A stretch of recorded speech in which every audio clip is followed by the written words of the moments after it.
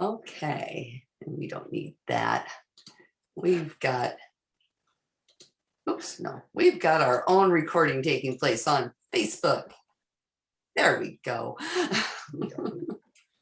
And let's stop. We've got our own recording taking place. Stop that, and life is wonderful now. Hi, Lori. How are you? I'm doing great. How are you today? I am fine. Interesting weather we're having, isn't it? Yeah, definitely. Makes it feel like we went from summer to fall. Yes. Right. And we got people hopping into the webinar, and we got people hopping in on Facebook. So we're going to bring our attendees on camera in a minute, just so we can get this conversation going. But we'll let it fill up a little bit. I hope we get some folks here that want to chime in.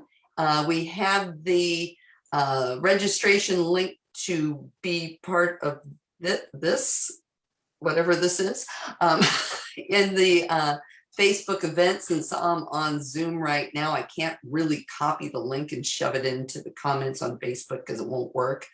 There's something weird about that, but it won't work. But anyhow, we'd love to have you here, and thank you for joining us. So let's see, we've got a few folks over in attendee land. So let's get them as panelists here so we can start the conversation. Let's see.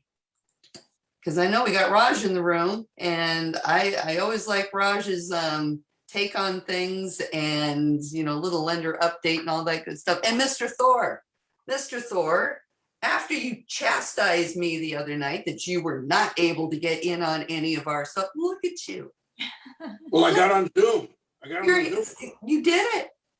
Good morning, Jim. I don't want to hear anything else out of you, young man. Boy, you check it. I got a question for you. Okay. This is one we're all going to have to deal with, I suppose, with the Delta variant, picking up and all that. Mm-hmm. Are we going to? Fauci is calling for masking again, and it's spiking up so heavily. Are we going to have what are we going to have repercussions coming down the line as far as as far as open houses? And we're going to regress back to where we were. Number one on that. Number two, what does our crystal ball say? And Lori, maybe this is for you as far as possible.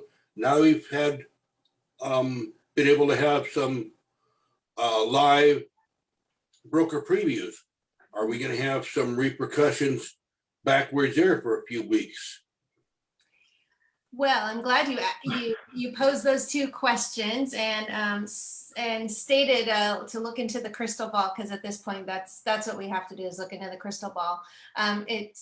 It's important to obviously stay up to date and make sure we're all compliant with whatever regulations are imposed on us. And I did already get a note from the Orange County Realtor's office saying, hey, we need to talk about marketing meetings and the potential for masks coming. So stay tuned. We don't know. I think that as an industry that led the way with expressing and pushing for the fact that we're an essential business, we obviously want to do the right thing and ensure that we are protecting ourselves, our communities, our clients. So we will, of course, play by whatever rules are put out there. Hopefully it won't be as restrictive as it was, but at this point, I think it's too early to tell, but we should be prepared. As we mentioned last week, put those masks and gloves back in your cars because you may need them, and it very well could be a day-to-day change in direction that we have to adapt to. So I would say at least the masks are probably on the horizon, obviously. As far as the rest of it, hopefully not. I think that the whole industry and the whole country obviously doesn't want to regress to where we were, but I am hopeful that we all understand, okay, maybe we have to have some temporary strict restrictions to get over this. I don't know. Inquiring minds want to know. I'm glad you asked those questions because, yeah, They're Keep going it to be on the posted. forefront. Yeah. Absolutely will. You know, those are obviously questions on a lot of people's minds. Although I was out this weekend, and you know, even I was in LA County, and it's right on the border of Orange County. So I think there was a lot of people, you know, not realizing they were in LA County, but we were in Orange County, and a lot of walking around outside in crowded spaces with no masks. Inside it was required, but walking around in crowded spaces with no mask was interesting. Yeah, we had, Saturday, we had the celebration of life for John Alessi. And since he passed away, we had 170 people. As he passed away due to COVID, I was a little surprised to see that I only saw one person with a mask. There was only one person with a mask, and I made a point of staying outside. I didn't want to be inside. But yeah, the irony was not lost on me. Yeah, and then also we had, last night was that shindig that Harry Solomon puts on every year. He puts on his birthday thing every year, and you know, but it was at the Swallows Inn. As much as I'd like to go down there and all that, Swallows Inn's kind of small. And I was going, you know, I just don't feel comfortable being in a space that tight and small with people drinking, you know, and just, you know, nobody's going to be masking, and going, you know, I think I better sit it out and stay at home Sunday night. So. Yeah, it's kind of interesting because I'm also wondering, you know, we were so quick to toss all of our, you know, our protocol within the industry, you know, Yeah. the PEDS and, you know, for whatever proof of contact tracing or whatever, you know, I mean, were we premature? Did, you know, everybody waved the magic wand, it's June 15th and life is back to normal. And did we do the right thing? Are we going to have to go back? I mean, Inquiring minds everybody want. think? Who knows? I just wish we didn't have this spike in it, but you know, it was inevitable to have. We're going to have some bumps in the road. You can't have it go as smooth as we thought, but it's too bad that we're going to be possibly having to bump backwards for at least a little while. But you know, you got to roll with what we got to roll with it and save it for making it safe for us, ourselves, and our clients and our families. You know, it's what we got to do. Absolutely. Okay, thank you. Now somebody else with a question. I'll shut up now. You know, we got a few people off camera that can chime in if they want. I mean, Raj joined us on camera. Raj, you got some thoughts? Thoughts on Yeah, what where Jim do was you talking think? about? Yeah, I mean, from a mortgage standpoint, because we know that the markets last week, the stock market really didn't like the fact that the Delta variant was, you know, bopping around, but it only, you know, they have such a short little memory. By midweek, all was right with the world, right? Right. So that's actually like, okay.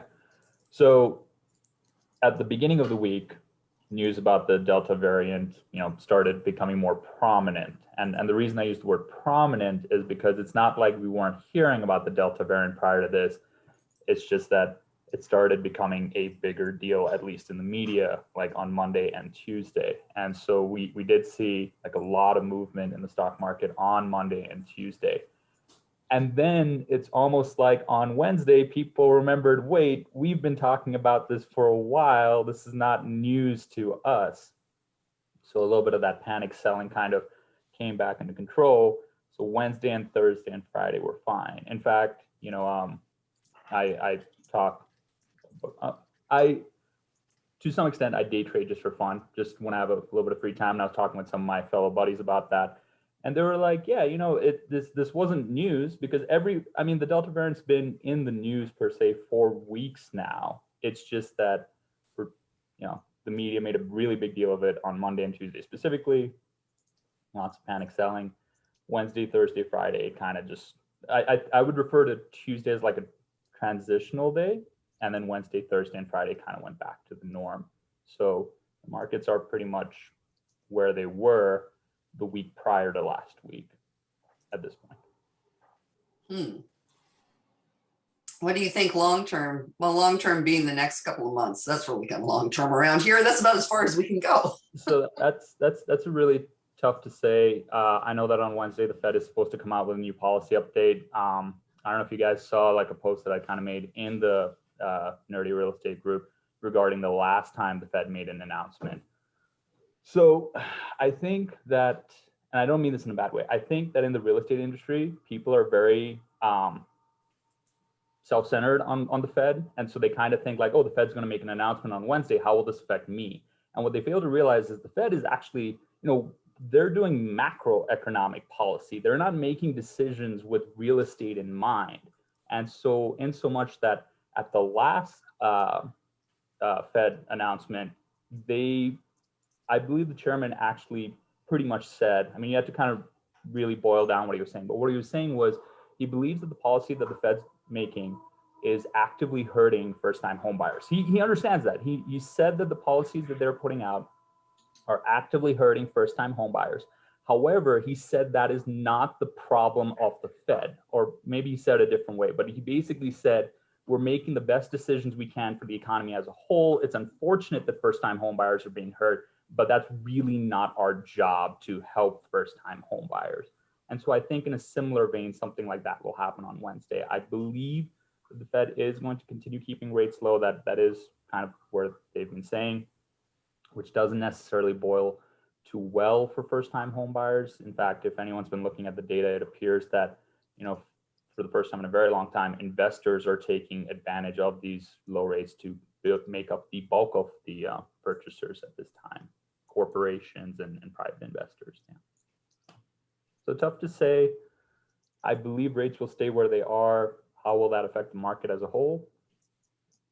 I'm not sure. Interesting. Well, we'll look to you for a report on what you think about the Fed talking on Wednesday. Can we count on you for that, Raj? I will do my best. I will, because I'm not, I will admit, I don't think I'm as smart as Logan when it comes to that kind of stuff. He definitely is. I'm going to read his article before I state my thoughts on the matter. Well, we appreciate that. And, any help we can get here, we appreciate it, because a lot of this stuff is, we're realtors, we know our trade, we know our craft, but your craft. So we need help from our friends in the lending side of things to kind of keep us educated, I guess you could say, because we need to know what's happening, maybe not at the levels that you do, unless we're going to be day traders as well. But it's always good to have insight so we can talk intelligently with our clients and our coworkers and get everybody up to snuff. And I see we have Diane on here. Hi, Diane.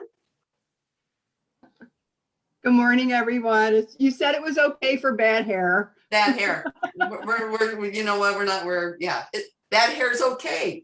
And it's actually Here's raining. to bad hair.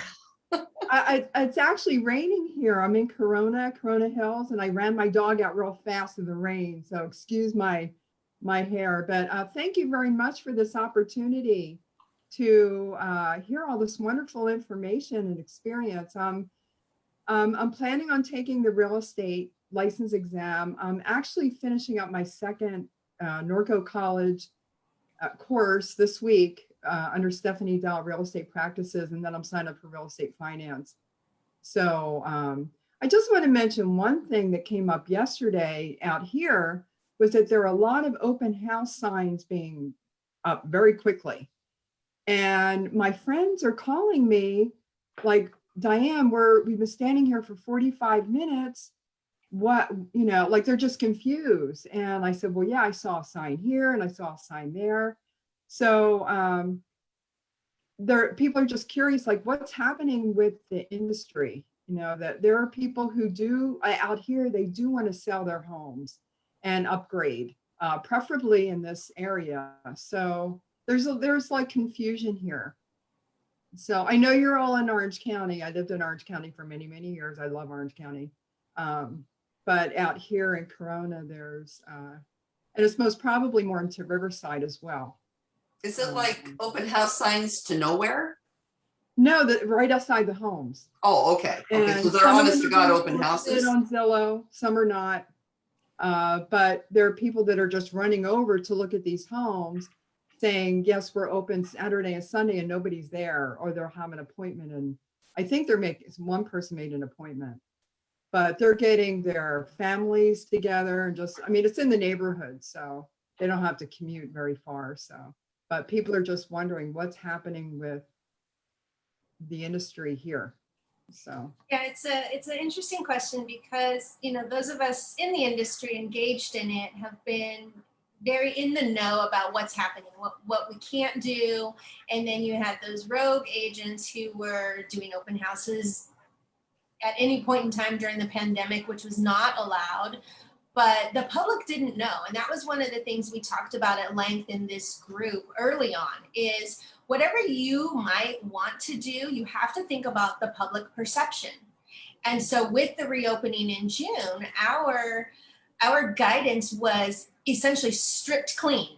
All of the rules we had in place, everything was like, okay, as of the 15th, throw them all out the window. There's nothing you need to do. Just follow the requirements for masking per the CDC, which at the time was, you know, a month ago, well, a little over a month ago now, was if you're vaccinated, you don't need a mask, and don't ask, don't tell, just go about your business. And so the public really didn't have any formal announcement. And so I guess we kind of take that for granted because we're in the know. We kind of take for granted that, you know, the public will sort of understand what's happening. And with all the other industries, they followed suit. We're reopening, and the only restriction is masking. And so that's essentially what happened with us too.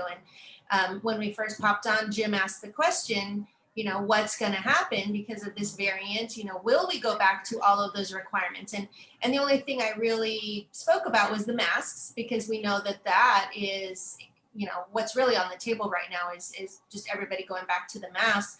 We had so many other protocols related to our work that it was a complete change in how we did business.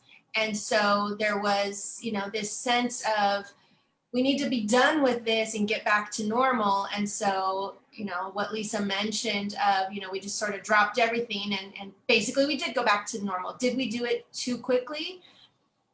There's a lot in our industry that would argue no, we waited too long. Like we should have eliminated all that earlier.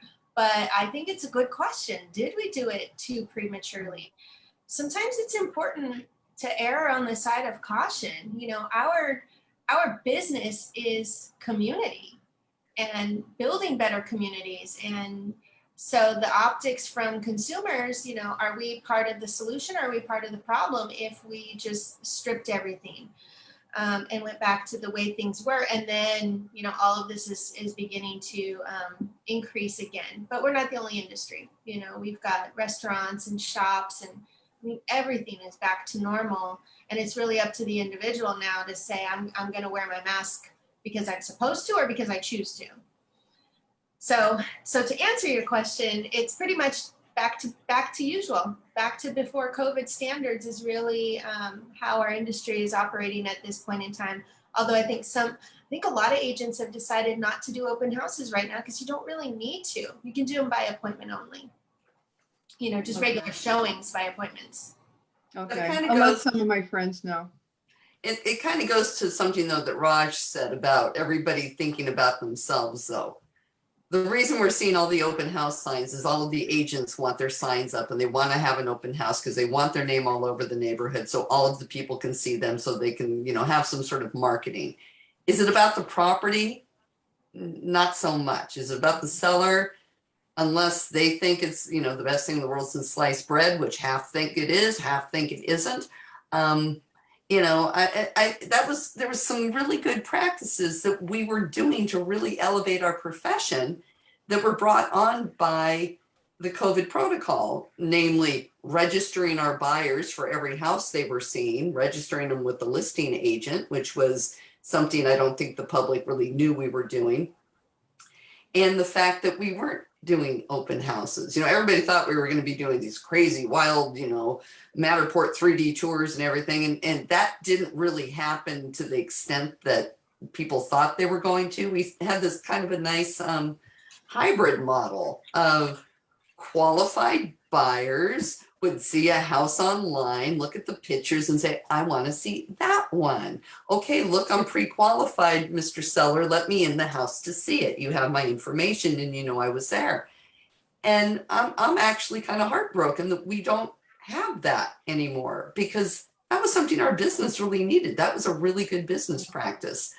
And, you know, the open houses for open houses sake, you know, I'm really kind of bummed that those are back. I really am kind of disappointed. And we have to really think about now with people being on the honor system for what their status is, and the fact that you can be vaccinated and be walking around transmitting because you're asymptomatic and not knowing, you know, you're in people's homes, you're in houses. And, you know, I mean, the mask mandate's not such a bad thing. So, you know, maybe we'll do a better job if we have to change protocol. Maybe we'll do a better job communicating to the public what is going on. I'll make a note of that myself. But, you know, it's interesting. It's an interesting perspective that you brought this morning, Diane. I really appreciate you doing that.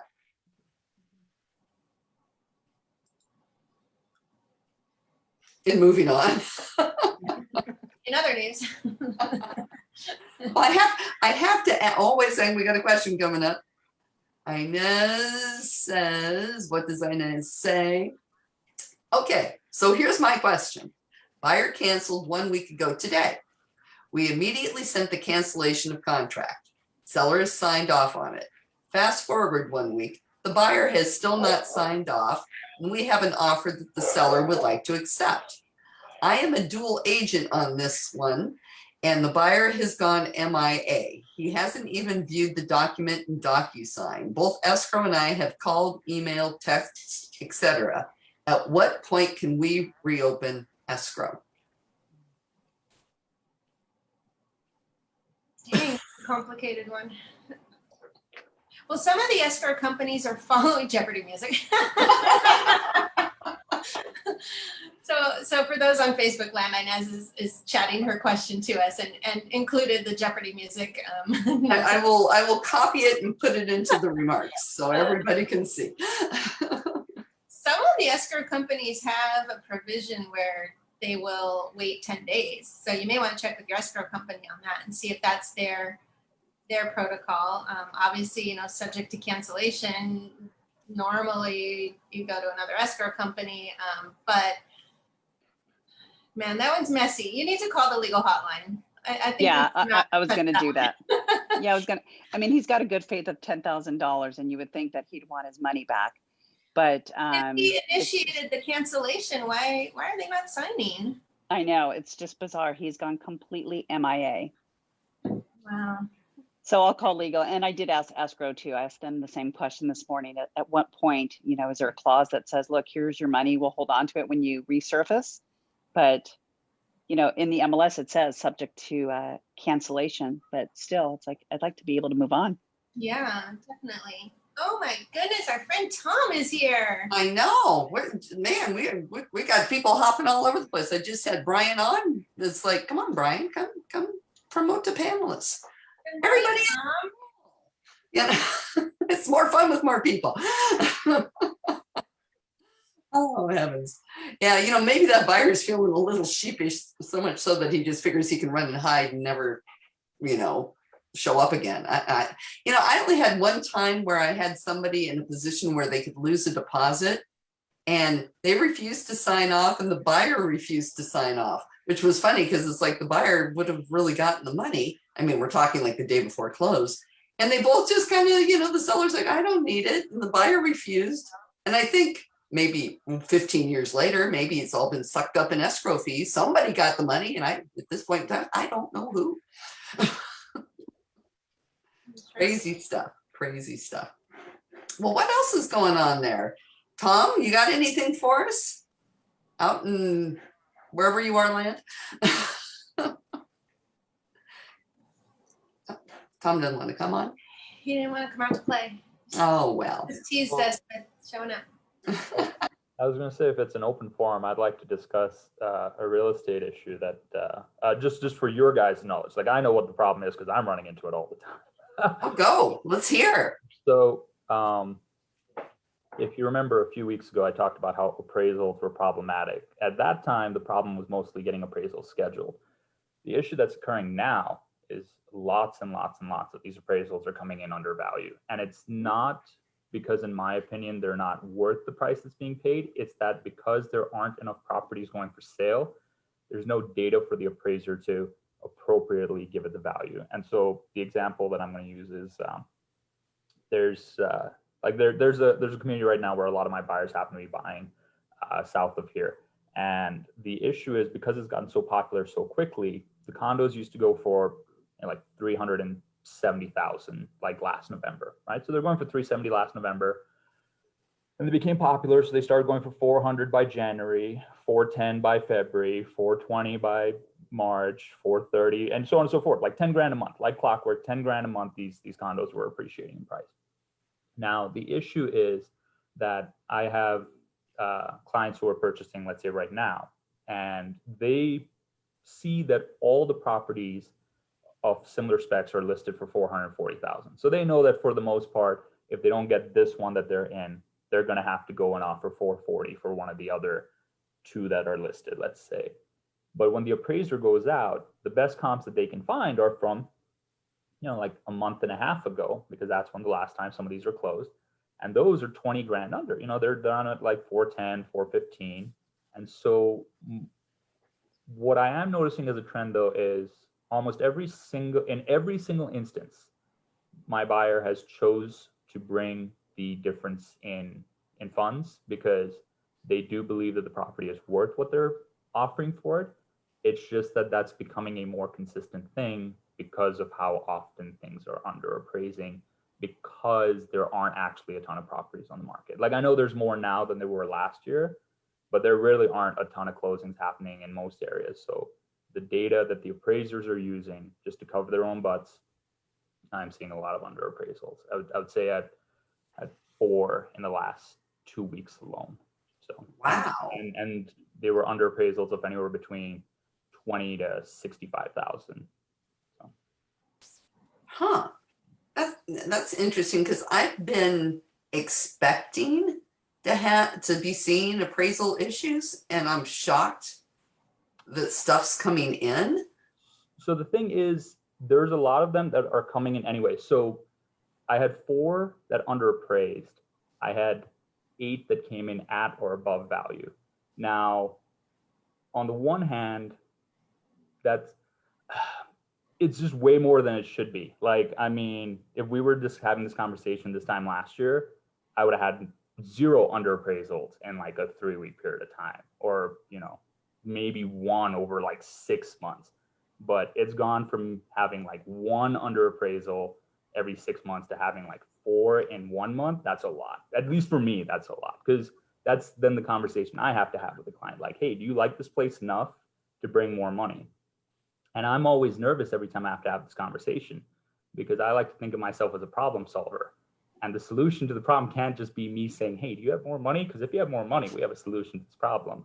So I always feel awkward, but so far it's worked out. Every single client has been like, yep, place looks great. I'll bring the extra 50, 60 grand to buy it. So, I think there might be some level of FOMO happening here, like fear of missing out. People are like, well, if I don't get this place, then I'm going to have to, buy the next place, which is already listed 10 grand higher than this place was listed at. So Now, are these investors buying or owner occupants buying? it's a fair mix. So I don't know how well you guys keep track of those metrics. Obviously, you win this one, but so despite the fact that most of our business last year was refinance still make up a large portion of lenders' stuff. About 60% of applications right now are still refinances. Of the remaining 40% that are coming in, I would say that 2 in every 5 purchase transactions I have are investors right now, which is higher than the norm. Usually it should be about 1 in every 5 would be an investor. And it doesn't seem like a huge jump, 1 in every 5 to 2 in every 5, but it's a fair amount percentage wise. So I would say that it really doesn't seem to make a difference whether it's the investors or the primary residence buyers themselves, the home buyers themselves. Like everybody seems acceptable to the idea that this place is actually worth more than the appraiser is agreeing to on paper. So it's a fair mix. It's a fair mix of both sides. I think the investors don't mind because for the investors, bringing additional cash up front, it just means that because the way I say it is like, if you think the property has a value, then in essence, all you're doing is borrowing less money from us. Like there's no negative to that, right? Like, I mean, if you think this place is worth it and you're not planning to sell it, then in essence, you're just borrowing less money from us due to this under appraisal. So the investors are fine with it because their cash flow is better. The primary residence buyers are okay with it because their monthly is lower. So, yeah. Interesting. Anybody else seen anything out there in appraisal land? Curious. I mean, my last one, I was honestly shocked. I was like, there's no way. There is no way this is going to appraise, you know, and I counseled my clients on this is your idea to pay this amount of money, not mine. Your idea to pay this amount of money. I wanted to make perfectly clear that I had nothing to do with the amount that they offered. And I'm just sitting there just going, it's not going to appraise, it's not going to appraise, it's going to come in 20,000, you know, under, which was fine because we had a clause in the contract to save us. And they're like, yay, it came in. And I'm like, how? I mean, and I don't know. There's a few lenders out there that I've seen that are like, don't worry, we'll appraise. And I'm like, yeah, sure.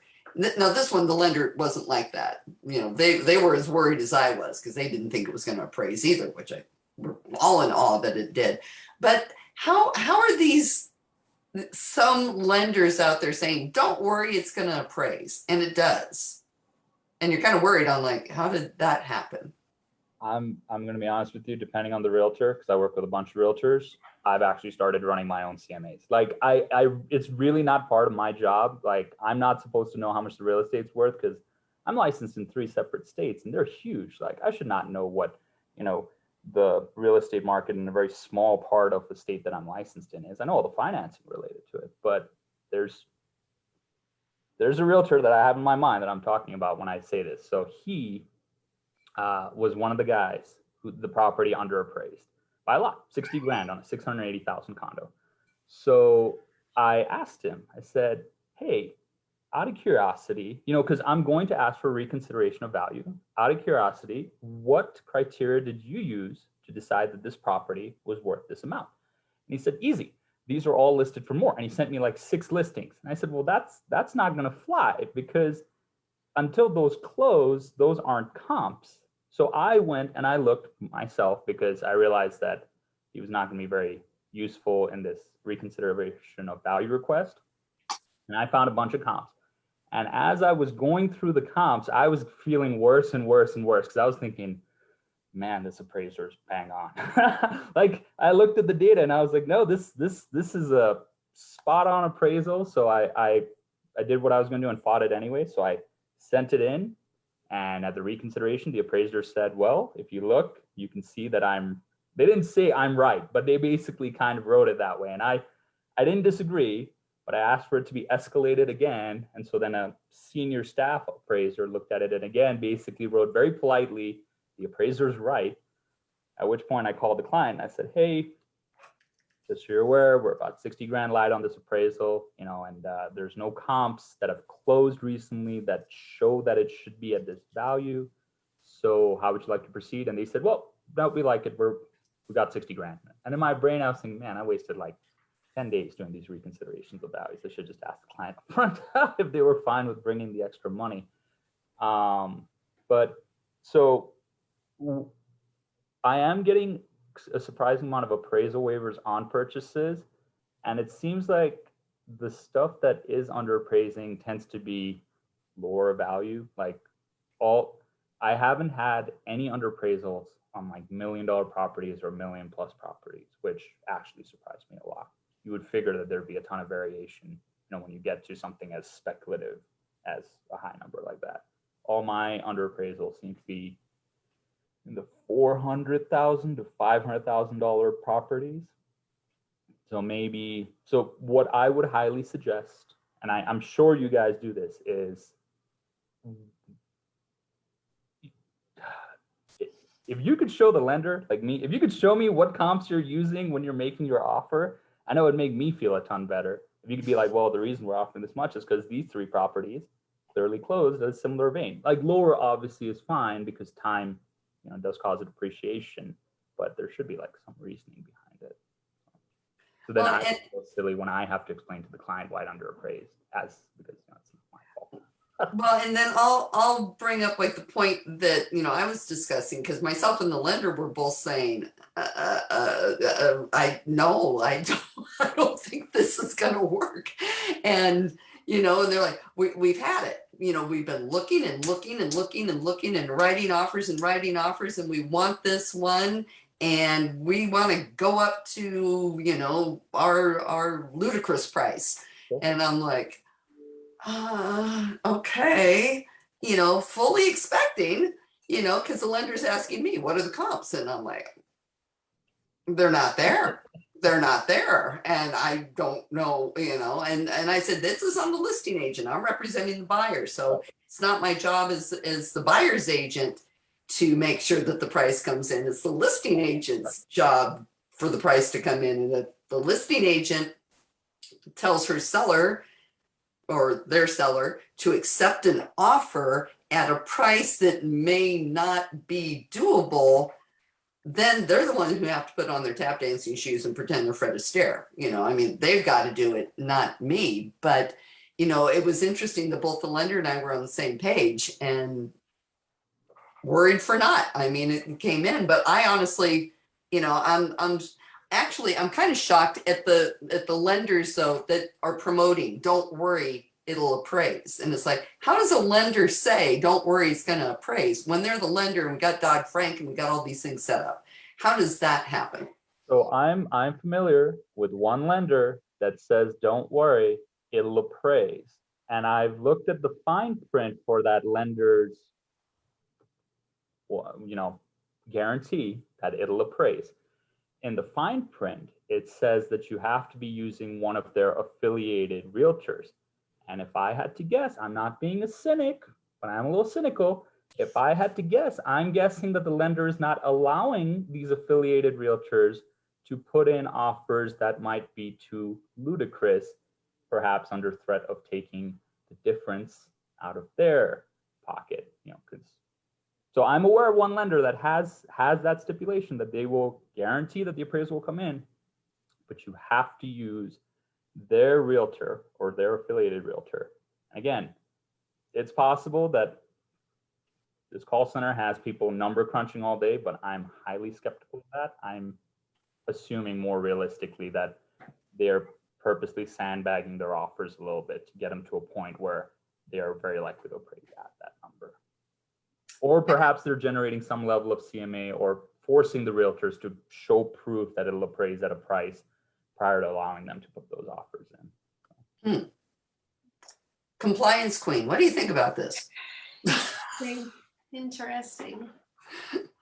We see a couple of reasons why that's not in the best interest of the client, but hey, who are we to judge, right? And we can't discuss people's business models. So I guess maybe it'll catch up someday. We'll catch up with them someday. And we have so many guardrails that are supposed to stop things like this happening. And, I'm going to say, honestly, I think that there are, 95%, everybody's legit. But you always have somebody out there trying to work the angles. And, those are the people that make the rest of us not look so good, and I don't know. This market's just so crazy. I wonder truly how many people are going to be saying, I was forced to make this offer under duress and I didn't receive proper counseling. And, should, and here I'll throw this out to Lori. Should I have made my clients sign they're acting against my advice? Is that something that I should have done? Is that something agents should be doing when they're like not feeling comfortable? When you have a buyer that has hit the wall and says, I don't care, I just need a house. I mean, if you feel that strongly about it, sure, you could use that. You could use language like that. The market condition advisory, the MCA, pretty well spells that out, that it's up to the client. But there is this level of desperation. And, when I look back at my daughter's purchase in December, I mean, we went just like everybody else. We had the hard road to try to get the property. And when we finally got one and it didn't appraise, thankfully it wasn't too much of a difference. We were $15,000 or $20,000 different on a $600,000 purchase. The lender did say, do you really think this house is worth it? And I said, it is, because they've missed out and now they're 50,000 above the price point they started at. So if we can't get this one, how much more are we going to pay? So yes, it's worth it to them. And we came up with some money, and the seller had no obligation to drop it $5,000, just said, we like you guys, we're going to drop it $5,000. And we had to finance only 5,000 more, and the lender was okay with that. So there is this point of desperation that people are feeling, that fatigue. And, I'm curious, Raj, where do you think that breaking point is, with the buyers just saying, we'll pay. And yet the appraisals, you are seeing that increase in appraisals not coming in. I mean, I'm just curious. I don't know if you'll have the answer. It's like, if it doubles, the numbers that are not appraising in your portfolio are doubling, is that a breaking point? What are your thoughts on that? So, I mean, okay, I myself actually purchased an investment property a couple months ago, and mine underappraised as well. It underappraised by roughly 8%, I would say. It came in, I want to say like 30 grand light. And I still thought it was worth it, because at the end, and here's the thing, like, I don't think that appraisal shortfalls are necessarily like bad for the lender, because at the end of the day, we are making adjustments based on that. We're forcing you to bring more money. Like, it's not like it underappraised and we say, hey, that's cool, we'll just lend you the same amount of money. No, we're still very strict and stringent. And you now got to bring more skin into the game to get the same thing. So at that very basic level, that means that were prices to say suddenly come back down sharply, like I'm not expecting the crash. Everybody's like, oh, this is going to crash. And this, I don't think there's going to be any type of crash. But let's say there was one. People still have a ton of equity in their properties because they brought that money. They brought that money at appraisal time. So I don't anticipate that being a problem so much for lenders. As far as buyers, I think that they're okay. I'm not going to say they're okay with bringing the extra money, but I think there really is a lot of fear of missing out happening right now. And it's happening amongst a large subset of the borrowers that I work with. Like, I work with a lot of first-time home buyers. I'm 33, so most of my clientele tends to be somewhere between like 25 and 35. That's my peers, I guess, for lack of a better word. And so they're clients that I've been counseling for years. Like, you don't worry about the price. Think about if the monthly is something that's affordable to you and something you're comfortable paying. You're not day trading your house. If Right. I bought my house, if my house had suddenly dropped 10% in value, wouldn't have affected my life in one way or form, because I'm living in the house I want to live in and I'm paying the monthly that I want to pay. There's literally no other correlation happening. My house is worth a ton more now. It's probably appreciated 20% in 4 years, 5 years, but that doesn't affect my life either, because I'm still living in my same house. I'm paying the same amount of money to live in it. So that's what I've been counseling people for years. Like, if you're comfortable with the price, not with the price, if you're comfortable with the amount that you have to pay every single month to live in this, just think of it like that as your living expense, then you should move forward. Because there's never a bad time to buy. There's a bad time to sell per se, but if your time frame is long enough, you should be okay. So I think a really big problem that was happening, and I don't know if I would frame it as a problem. I think a misconception that was happening was, for many years, and a lot of the people I've actually worked with, they thought, I need to have 20% down so that I can avoid PMI, because PMI is just banks being greedy. PMI is just banks wanting like additional money from us, from our pockets. So I had clients who were actively saving up to 20% so that they would not have to pay the private mortgage insurance. And I on a lot of them, I was able to point out that if you have really good credit, private mortgage insurance is not as high as people think it is. Like for example, if you have a really great credit, it's like 0.4%. And if you think about that prospectively, that means if you would normally have gotten an interest rate of 3%, you now have an interest rate of 3% plus 0.4% for the period of time until you reach 20% equity. And 3.4 versus 3 is not a ton of, I mean, interest rates have fluctuated more than that in the last few years just by themselves. The reason this was problematic, I think, is because I have clients who have been trying to diligently save this 20%. Their savings rate is not as fast as the appreciation rate of the market. They're not saving 5% in a year when the house is appreciating like 30% in a year. I mean, you know, so they're continually behind the curve. They keep trying to play catch up to a number that's getting further and further and further out of sight. So a very good example of that, a client just closed last month and he brought 16% down because he realized that he was not effectively saving enough to get to that 20% number. So I think that what's happening right now is more and more buyers, despite being a little frustrated, despite being a little fear of missing out, they're realizing that, look, this is my opportunity to get it right now. And if I have to pay a little bit more, that's okay, because the alternative is I'll have to pay a lot more later down the line. Similar to what you were saying with your daughter. You know, it's like a little now versus a lot later. So you just bite the bullet and go for it. That's really good advice too. Yeah, I mean, that's something, what you're talking about right there is something that us as agents need to be saying, especially to our first time buyers, you know, because they're all hearing that crash, everything's going to fall apart. And, you know, I know, you know, on a lot of our clubhouse talks and stuff, we, you know, kind of debunk that, but we also talked about all of the people on YouTube using, you know, the foreclosure boom and the real estate crash as the sexy headline to get you to, you know, as clickbait, basically as clickbait to get you to go see what they're talking about. And most of them don't say that there's going to be a crash. They use it as a headline, but their text and verbiage doesn't, you know, it's like, well, you know, the economic fundamentals are sound. We shouldn't be having this. They're like, oh, what the heck did you just use this headline for? And so, you know, we have to be cognizant, especially on the consumer side, of, you know, what are they hearing out there, and, you know, how we can educate them. Don't sit around thinking there's going to be a crash happening anytime soon. Get on the boat now, because, oh, I just froze, because of exactly what you stated, Raj. And I think that that's really something we all need to get better at conveying that message. Well, it's because if you think about it mathematically, like let's say that tomorrow we have 10% depreciation in the price of all these homes. That literally only puts us back like a year. So if you bought 2 years ago, you'd still be in the positive. If you bought 3 years ago, you'd be well in the positive. Let's say prices drop 20%.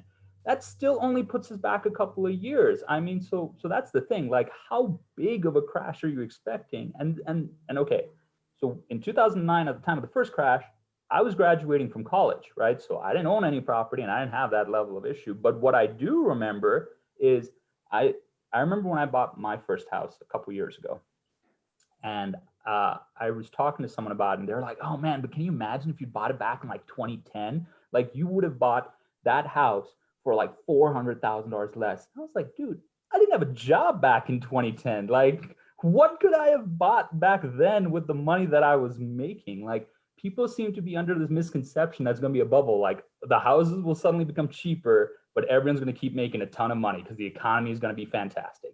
So that's the funny part. Everybody doesn't understand. My portfolio with all these $1 million beachfront homes because, you know, they'll be up for pennies. Like, I won't have to like compete against anybody. But it's just it's an unrealistic mindset. And the thing is, things aren't the way they were. If you guys should ask your lender sometime how hard they work to get loans approved. You would think, like, I mean, there's always the joke, oh, the bank wants money, so the bank's happy to approve every single loan. No, they're not. There's a lot of hoops. There's a lot of hoops that I jump through on a daily basis to get people's mortgages approved. So the thing is, lending guidelines are extremely strict, very, very much so in the last decade, to the point where, I mean, you can see these in the metrics. The average homeowner has considerably more equity than they used to. I mean, you know, we're stricter on our DTI ratios. We don't do 40-year loans. I mean, they're vaguely discussing bringing them back, but everyone thinks it's a terrible idea. So I'm not expecting a crash anytime soon. If nothing else, on a moral standpoint, I don't want a crash. I would never say this to my 16% down payment client who purchased, but the reason Bob waited until a couple months ago to purchase was because he was one of those people who actively believed, oh, the market's going to crash, the market's going to crash. And I never said it to Bob, but in my brain I was thinking, Bob, you are literally saying that you hope that millions of people become financially destitute so that you'd be better off. And you are a terrible person for having that mindset. I didn't say it to him because he's a buddy of mine, but in my brain, I was thinking that is a terrible mindset to have. Like that, I hope tons of people lose their homes and go into foreclosure so that I can finally afford mine. That is horrible. And that's the Got part, it off your chest. yeah, and that's the part people forget, you know, that, well, you know, we're gonna, you know, I'm gonna clean up and blah, blah, blah, blah, blah. And it's like, do you not realize the reason we're having a crash? You're not gonna have any money. You know, what you got going on right now is not going to be going on in the event of a crash. And why everybody thinks, why there's people out there profiting off of the fact that they can perpetuate this myth that the housing is going to crash. Well, the rest of the economy is okay. You know, it's like, you know, square that one for me. It's not going to happen. And hi, Mary Jane. Hi, Mary Jane. Good morning, everyone. It's so nice to see you. Great to see you. How are you doing? And got anything to chat about this morning since it's open I don't forum, know, I was bad just here, don't gonna- care? I came in kind of late. I had an appointment earlier, but you know, I think the market, people forget how cyclical it is. You know, it's, you know, I try to explain this to clients. It's like, you know, we're kind of like this. We go up, we go up, we go down, we go up, we go down. We never come back to this spot again. You know, it may come down, may get close to it, but it's going to go up and it's going to come down. But, you know, we're not going to have 1940 prices ever again. We're not going to have 2000 prices ever again. I mean, that's the reality of it. And that's always is like a hard sell to get across to buyers. It's like, what are you waiting for? You know, like that thing I posted on Facebook, it cracks me up. It's like, the last time I saw a house in your price range was in 1969 or something. But that's really true. Anyway, it's just nice to see you all. That's awesome. So Nice to see you as well. That's Thank for you. sure. Yeah, it's a crazy world out there. And Lori, do you really think that the market condition advisory gives us enough protection in case somebody says that? I mean, the wording in there? I mean, I hope to heck so. Not that I think I'm going to have anybody coming after me, but remember, I mean, there is not a single document that is going to keep us completely protected. It's the combination of all of the documents and the way we perform and the conversations we have with our clients. Having it is better than not having it. Is it foolproof? No way. There's nothing. Otherwise, we would be a state where only attorneys handled real estate transactions. So it's better than nothing. And actually, you know, I've asked CAR attorneys, you know, do we have anything that talks about buyers being in multiple offer situations, you know, Q&A, anything. And they referred back to the market condition advisory and said, this is the best thing we have at, you know, at this time that is going to advise both your buyer and seller that the market is not up to the agent. The market is up to the market, and you, seller, get to choose what price to list your house for, and you, buyer, get to choose how much you want to pay. I love what you said, Raj, about, you know, if you're happy with the payment, you got to live somewhere. So if you're happy with the payment, go for it. And, you know, a lot of people, I with my students, I have this one assignment where we talk about the price of homes and the interest rates. And I do this assignment purposely because the students just feel that interest rates are so high. Interest rates are so high and they keep going up. So this specific assignment shows them the historical interest rate And the article itself gives them numbers to work with. It shows a property priced in like 1970, whatever the price was times the interest rate, or in 1986 when it was outrageous, the price times the interest rate, what the payment was, versus a higher price property, a lower payment, a lower interest rate, and what that payment was. So they can compare. And, we have to recognize, a lot of us on here have been in the business now for a couple decades. And what we have to realize is we're always going to think, how the heck are our kids and grandkids going to buy our home? I thought that, my parents thought that, my grandparents thought that, their parents before them probably thought that. How is the next generation going to buy a home? Mary Jane, you're right. The prices will never go back to where they were yesterday. It's like the weight the weight we thought we were fat at, we wish we could be there again. Like, it's just how this all works. Anyways, that was a bad joke. I'm sorry. Well, I mean, and it's interesting too, because one thing that everybody, kind of forgets, and I look back to my own personal, situation. I bought my first condo in 1984, and I paid $83,000 for it, and my interest rate was 13.5%, and my payment was $836 a month ish, and it's like, wow, that's really great. But my salary was like $35,000 a year, and it's like, okay, everything's relative. That condo now is worth about $450, $475, but your interest rate, and we're talking VA, because I got a VA interest rate at 13.5 on that condo. VA interest rate right now, you're looking maybe, if you've got really good credit and whatever, the VA loan gods are smiling on you, maybe 2.5 on a good day, so your payment may be going to be $19.15 or $19.20 a month. But what are you making? What is your income? How much is your income gone up? Maybe you're making $35,000 a year now if you're, working at Taco Bell or whatever, because we all see the signs out front on what they're offering for starting salaries right now. So everything's relative. And that's the part that, the prices for this and the prices for that. It's like, yeah, what are you making now? What kind of income level do you have, Mr. or Miss or Mrs. Buyer, when you're out here looking? So, if the interest rates do go up, yeah, the prices will probably stall or drop a little bit, because again, everything's relative. It's all, that's why we're not having the affordability discussion. And the problem on the affordability front is, it's like, who's saying it's not affordable? It's going to be the people that are always going to have a hard time getting out of being in the renter status into the homeowner status. And yeah, it would be great if we could get more people from the renter status to the homeowner status.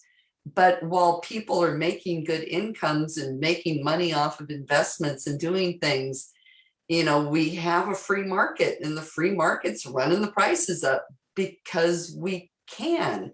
Not that, I'm super happy about it. This is a big conundrum we have within the organized real estate community, is we can talk about affordable housing, wanting affordable housing and housing for all. And then we can talk about wanting real estate as an investment. Which one are you going to pick? I actually Can't have both ways. I want to touch on that a little bit. So, and this kind of goes back to what we were talking about a market crash, right? So everybody seems to think that when the market crashes, they'll be making enough money to purchase. But I think if you actually look at last year, if you look at it the way I looked at it, there were lots of people who lost their jobs, right? There were lots of people who lost their jobs. They did not have the money necessary to purchase homes, keep up with payments, so on and so forth. So you would figure that last year would be a very good example of time that, hey, shouldn't the market go down because there's less competition in the market? I'm not competing with the same people over here that I would normally be competing with to purchase these homes. And I think what it really showed, at least me, was it doesn't matter if the average person is not doing well. There are people in the economy who are doing so well, corporations or people who are doing so well that for every client I had who couldn't afford to buy his own house, there was a dude who could buy his own house and 6 other homes, one of which he'd be happy to rent out to this guy. And so I think that people fail to realize how much competition there actually is in the market to purchase these places. That if there was even a semblance of time where the property values were to be able to come down low enough to be a great investment, you will see these, larger pocketbooks coming in and taking it over. And I had like a vague discussion about this early last year with somebody, and they said, well, that can't be possible. Like, that you can't just have like a group of people who will just never be able to buy. I was like, sure you can. I was like, you'll just be a lifetime renter. That's what you will end up becoming. And they're like, yo, but there's no time in history that's happened before. I was like, are you familiar with the concept of the landed gentry? Like where the kings owned their whole towns and you paid for the privilege to live in it? Like there is a distinct possibility that we're moving back towards that kind of thing. Like the more and more lately, corporations are actually the largest purchasers of properties in the United States. They have the reserves and the funds necessary to buy a lot of these places in cash. And I think that if the average person doesn't get into their home soon, there's a distinct possibility that that will never become a reality for them. That's just my personal opinion, but I really think that is what is kind of giving these buyers this fear of missing out thing. They've come to this realization last year where they thought last year was going to be such a great opportunity for them to buy. This was finally going to be that crash that everyone was hoping for, and it went the way other direction on them. So I think they're slowly coming to the realization, like, maybe I need to get something now. Maybe I need to get my piece now. So. Well, and it also kind of, it demonstrates the have and the have-nots, which it's just kind of creating more because of all of the people that were losing their jobs. Most of those were renters. Most of them were in the service industry in the first place. Most of them probably wouldn't become homeowners anyhow. But the people that had the income or the jobs to become homeowners, they weren't hurting. They weren't hurting at all. And those people were making money and making money and making money. And some were making far more during the pandemic than they were before. And, things have changed where they may be able to continue, that lifestyle or, at least that income generation, maybe by even moving into a cheaper location. But, it just increased the divide. And it's, this is it. I say this, I hope that that's not going to be the case, but unfortunately, looking at it, it could very well be the situation where we're just going to need to be sure that we have somewhere for people to live, which seems to be the biggest problem right now, just a roof over people's heads, which I think is independent of the inventory shortage to purchase conversation. Those are definitely two different things on two different planes, in my ever so humble opinion. Agreed. Okay, well, it's a little after 10. This hour actually really flew by. Great conversation. Anybody here have anything they want to say before we close out? Jim, Diane, Mary Jane disappeared. Where'd she go? Well, we're looking at Mary Jane's smoke detector. We can all pretend we're going to test it, pushing that button. Any words before we go? Just go out, do good work. Fantastic. And Raj, can we count on you for like a little lender update later? And I know my friend Michael's over here in Facebook land, and we'd love to get his input too. He's another lender that is really on top of things, and happy to see him here. So welcome, Michael. We're happy you're here. So well, if nobody has anything else to say, Mary Jane, we see your hand.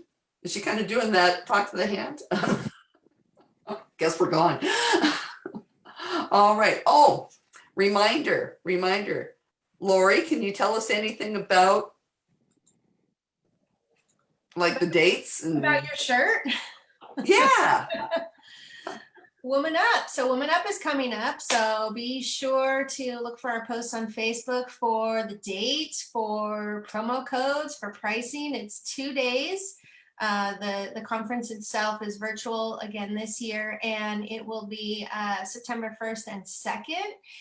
And it's going to be a shorter program. There are 2 speakers each day, and I'm excited to share that I am the first speaker on the first day.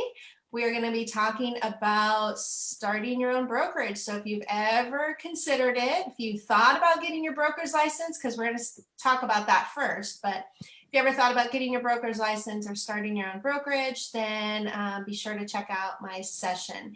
It's an hour-and-a-half session, and then an additional Q&A session after that. And the speaker right after me is going to talk about growing your brokerage. So if you want to know how to start one, join me. If you want to know how to grow one, join her, or just join both. And day 2 is, I believe, just all marketing related stuff. So we're excited to have everybody join us.